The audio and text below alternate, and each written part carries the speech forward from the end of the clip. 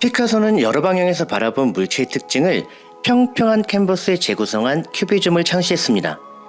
피카소의 그림을 처음 접한 당시 사람들은 대체 뭘 그린 건지 이해할 수 없다는 반응을 보였습니다. 그러나 요즘 현대미술에 비하면 피카소의 그림은 이해하기 쉬운 편입니다.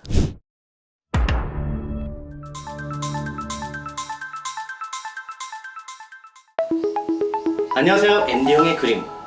홍익대학교 교양학부 홍인숙 교수님과 함께하고 있습니다. 오늘의 작가는 피카소입니다. 어려운 주제인데요. 조금만 잘못 설명해도 비난이 쏟아질 것 같습니다. 각오되셨나요? 네, 했습니다. 왜냐하면 작은 포인트에만 초점을 맞출 거라서요. 피카소의 생애나 예술세계 전반에 대한 것은 언급하지 않기로 하고요. 입체파라고 알려져 있는 그 큐비즘적인 특징, 그것에 대해서만 이야기를 해보는 시간을 가지도록 하겠습니다. 지금 화면에 보이고 있는 이 그림, 되게 유명한 그림이잖아요. 1907년작이라고 하고요. 아비뇽의 처녀들이라고 하는 그림입니다. 크기는 243에 233, 꽤 큰 그림이고요. 작품 속에 5명의 여성이 보이는데요. 모습은 되게 거칠고 각진 형태로 보입니다. 마치 아프리카의 그 원시 인물, 토템처럼 그려져 있기도 한데요. 이러한 표현 방식은 전통적인 묘사와 형태, 원근법이라고 하는 기본적인 질서를 깨트리고 다양한 시각에서 보이는 것을 동시에 표현하는 그런 방식입니다. 잠깐 이집트 벽화를 볼까요? 앞으로 전진하는 강한 다리를 표현하려면 측면이죠. 딱 벌어진 단단한 어깨를 표현하려면 정면입니다. 그리고 주둥이가 튀어나온 아누비스를 표현하려면 측면에서 그려야 해요. 원래 르네상스 이후의 서양 미술은 화가가 본 걸 그대로 재현하는 것이었습니다. 인상파가 그런 방식인 건데요. 빛의 묘사라든가 원근법을 발달시킨다든가 하는 그런 기법이 대표적인 것입니다. 그런데 그 질서를 파괴하고 한 화면에 고대 이집트의 벽화처럼 여러 개의 시점을 공존하게 한 것이 바로 입체파라고 할 수 있고 입체파를 창시한 피카소의 어떤 천재적인 창의성이라고 말할 수 있겠죠. 화가가 본 걸 그대로 그리는 인상파보다 피사체의 모습을, 특징을 더 잘 표현할 수 있는 그림들이 있습니다. 수군가의 한 대목을 들려드릴게요. 그의 머리를 흔들며 양이 쭉 찢어지고 몸은 얼쑥덜쑥. 조선시대 화가가 수군가의 이 대목을 듣고 범을 그린다면 바로 이런 모습 아닐까요? 노래 가사랑 똑같아요. 털이 뭐라고 했죠? 얼숭덩숭하고 꼬리는 한 발 이렇게 길게 그렸고 귀는 쫙 찢어졌고 주홍립을 쭉 벌리고 있는, 근데 구도도 너무 그렇고요. 막 박진감이 넘쳐요. 이게 바로 다시점 아니에요? 조선 민화의 전달력이나 어떤 그 화면 구성 뭐 이런 것들이 뭐 이집트 벽화 이상인 것 같아요. 아니면 피카소의 그 입체파. 게르니카는 피카소의 가장 유명한 작품입니다. 높이 3.5m, 너비 7.7m가 넘는 대형 유화 작품인데요.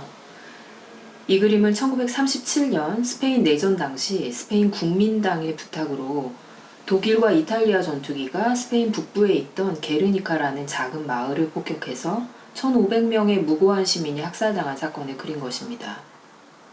당시 파리에 있던 피카소는 신문으로 이 소식을 전해 듣고 그림을 그렸는데요. 무채색과 절단된 형체들, 인쇄된 글자 배경이 눈에 들어옵니다. 그림이 일단 어둡잖아요. 그래서 어렸을 때는 사실 유명한 그림이고 뭐 참상을 그린 그림이고 이런 정보와 함께 뭐 아주 위대한 작품이라고 하니까 교과서에서 배웠죠, 우리는. 그렇죠. 그래서 그런 교과서적인 해설로 이렇게 받아들였던 것 같은데 그때 사실 그러니까 느껴지진 않았던 거죠. 근데 지금 이렇게 다시 보니까, 그리고 이 그림을 그렇게 막 압도적인 크기로, 이게 되게 큰 그림이잖아요. 3m, 7m가 넘는 그림이니까. 그러면 막 거의 이쪽 벽에서 저쪽 끝까지 가는 거대한 그림인 건데, 그런 그림 앞에서 이걸 보고 있다고 상상하면 압도될 것 같아요. 그리고 이 막 정말 그 막 파편화된 사람들의 그 조각조각 난 모습, 막 이렇게 얼굴이 튀어나와 있고, 막 눈이 돌아가 있고, 막 이런 것들이 갑작스러운 폭격으로 그야말로 정말 아수라장이 된 것 같은 그런 기분 같은 거, 그런 게 굉장히 잘 느껴지는. 그 전쟁을 아비규환이라고 하잖아요. 네. 네, 사람들이 다 뿔뿔이 흩어지고 막 사랑하는 사람을 잃고 가족을 막 이렇게 찢겨지게 만들고 그런 모습인 건데, 그 자식을 잃은 어머니의 모습 같은 거, 피에타 성모상 이 부분이죠. 그죠. 아들을 안고 슬퍼하는 성모의 모습을 패러디한 모습이라든가, 여기 그렇게 총살당하는 사람의 모습을 그린 요 부분? 네. 이건 건물에서. 건물 안에 있는 아. 사람인 건데, 그 구도가 동시에. 네, 프란시스 고야의 그 총살당하는 사람들에 대한 그 자세를 똑같이 갖고 왔다고도 얘기하고, 그렇게도 얘기하는데, 그런 어떤 뭐랄까요, 참상이라는 말로 부족한 그런 어떤 절망적이고 고통스러운 이런 상황들을 그리고 있다는 게, 그 표현이 근데 막 전달이 된다는 게 놀라운 것 같아요. 그리고 그러면서도 여기 왜 부러진 칼을 들고 있는데 칼의 손잡이 부분에 조금만 꽃이 그려져 있잖아요. 그런 것도 있고, 이렇게 그림의 한가운데 누군가의 팔이 이렇게 튀어나와서, 근데 그 팔이 촛불 같은 걸 들고 있거든요. 이 부분. 그쵸. 네. 이런 걸 보면 이런 어떤 비극적인 상황이라든가 뭐 사람들이 상상할 수 없는 고통 속에서도 자그마한 희망 같은 것을 발견하고 싶은 그런 피카소의 마음 같은 게 표현되었나 하는 생각이 들어요. 그리고 이 그림이 사연도 많더라고요. 하필이면 피카소의 고향이 스페인이 프랑코 장군인가? 잠깐 이름이 헷갈리는데. 맞아요. 맞아요? 최장기 독재를 하는 나라가 되잖아요. 피카소는 이 그림이 고향인 스페인에 전시되기를 약간은 바랬는데 조건이 있었대요. 그 조건이 프랑코가 물러나거나 죽기 전에는 못 가져간다. 근데 또 피카소가 90까지 살았는데 프랑코도 90까지 살았어. 그리고 아마 이게 정확한 정보인지 모르겠는데, 피카소가 돌아가시고 나서 그 다음 해 프랑코가 아마 죽었을 거야. 이 게르니카는 피카소의 뜻대로 스페인으로 돌아갔다고 합니다. 피카소는 이렇게 말했다고 합니다.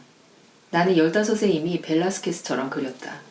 그 덕분에 80년 동안이나 아이처럼 그림을 그릴 수 있었다. 지금 보시는 이 그림은 피카소의 첫 영성체라고 하는 그림인데요.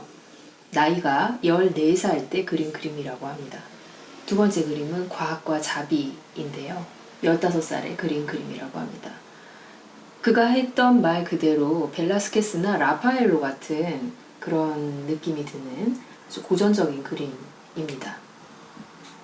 이 그림을 14살 때 그렸다고요? 5인가? 15살? 네.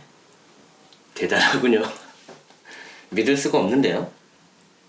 완성된 뭐 천재였다고 얘기를 해요. 이렇게 만화처럼 그린 그림도 피카소 그림이잖아요. 우리 집에는 왜 이런 선 그림밖에 없는 거예요? 큐비즘이 없네? 큐비즘은 집에 걸어놓기는 좀 부담스러워서 그렇죠. 요 그림은 예쁘잖아요. 나는 그릴 수 있을 것 같은데. 그럴 것 같죠? 네, 그렇지만 절대 그런 선이 그냥 나오지는 않죠. 요 그림은 특히 약간 마티스랑 비슷하기도 해요. 아, 마티스. 네, 마티스면 집에 있는 액자들은. 이건가요? 아, 그렇죠. 이거 맞아요. 비슷하네. 그쵸. 이것도 사실 그냥 쓱쓱 몇 개 안 되는 선으로 단순하게 그린 것 같고 다 따라 할 수 있을 것 같은데 절대 요런 분위기가 나오지는 않죠. 피카소는 한 장의 그림을 그리기 위해 여러 각도에서 수백 장의 스케치를 했다고 합니다. 그리고 스케치 속에서 발견한 매력적인 모습을 하나의 캔버스 안에 재구성해서 그리는 큐비즘을 창시했습니다. 오늘 피카소의 그림에 대해 알아봤고요. 피카소의 입체파를 이해하는 데 조금이라도 도움이 되었으면 좋겠습니다. 시청해주셔서 감사합니다.